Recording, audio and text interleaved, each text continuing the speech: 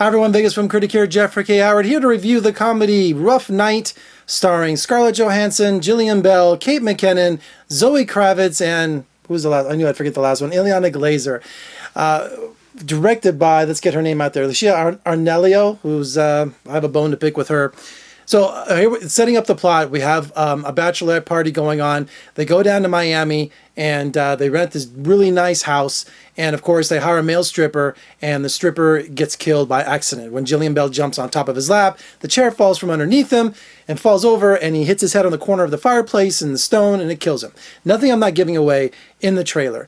And from what ensues from that point on is the most unrealistic, unbelievable plot points and side gags that you ever seen in a movie. People are they're touting this as the new Bridesmaids or the female Hangover. Absolutely not. And here's why. First of all, the chemistry between the actresses isn't there. The script isn't there. The backstory with them, it was added later because they shot the movie and they went back and they didn't have any kind of point of reference where these people knew each other or how they became friends or anything like that. And they threw this thing together where it showed them in college at the beginning of the film that just didn't bond any, not only them together, but the audience to the characters. And that was really important. So when you watch The Hangover, they really take their time on getting these characters developed before the comedy and the ridiculousness ensues. You have a feeling of their backstory and you find out their relationship to each other, and then they spend the rest of the movie where they can unleash the zaniness, when they can unleash the craziness. Same thing with Bridesmaids. Okay, you start that off by all the characters that come in one at a time and you feel them and you find out how their relationship is to each other and then how that all plays off each other. Rough Night doesn't do that. They throw you in the mix with all these women and it just doesn't make any sense. First of all, you have the dead body and you would think to yourself, Scarlett Johansson's running for public office back home. You know, she's running for state senator. And also you have Jillian Bell, who's like her lifelong friend, who's just constantly jealous of anyone else. She monopolizes all her time. Then you have the two other friends who were kind of lovers back in college, and now they've gone completely different ways. So they're all together, and the movie turns into this really dark comedy where, if you think you've seen this before, where there was a prostitute that died in Las Vegas, right? And I can't believe I'm going blank on the movie.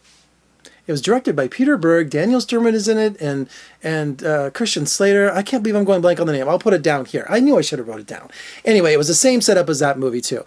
So while watching this movie, it turns into a weekend at Bernie's. It turns into this really dark comedy where nothing is funny because you're not suspending your disbelief, okay? Anyone in their right mind, especially if there was an accidental murder, you wouldn't try to get rid of the body, and the body keeps popping up on the ocean, that's sandy beach, keeps popping up everywhere, these different places. They put him in cars, and this guy's being carted around like a weekend at Bernie's, and you're sitting there. I didn't laugh once in this movie. I really didn't. And to think that make things even worse is you have this oversexed couple played by Ty Burrell and Demi Moore, who's also neighbors of theirs, who come over and they try to get with these girls with Zoe Kravitz and trying to get with her. It's just disgusting. It really is. This movie is such a new low for comedy. And you know what? I'm not saying that, you know, women should emulate what the men do, but you know, it's pretty low for them. It really is. Because that's why it's just insulting to them. I don't know. Maybe I'm a little protective and all that. But watching this movie, it isn't funny in the least.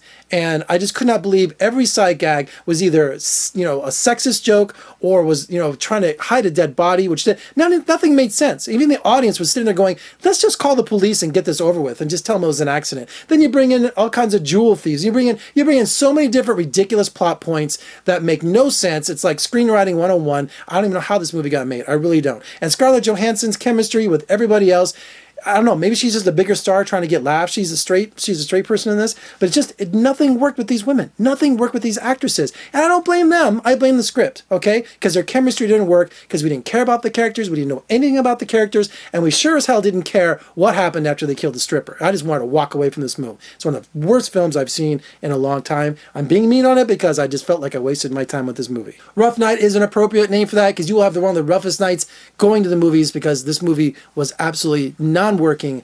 I'm trying to be nice. I'm not. Man, this movie was just the worst. It really was. I'm sorry. All right, for more reviews and interviews, surf on over to my website, vegasfilmcritic.com. Check me out on social media, Facebook, Twitter, Instagram. Also, what else? You're watching me on YouTube? Please subscribe, thumbs up, share, like my shirt. daddios.com, link down below, 20% off. They got some great stuff for men and women if you like this whole kind of retro clothing like I do. You know, it's 115 here in Las Vegas today. I think it's 117. There's a heat wave going on right now. Can you see me sweating in here? I'm Jeffrey K. Howard. Thanks so much for joining me. I'm going to go have a lemonade. Talk to you later.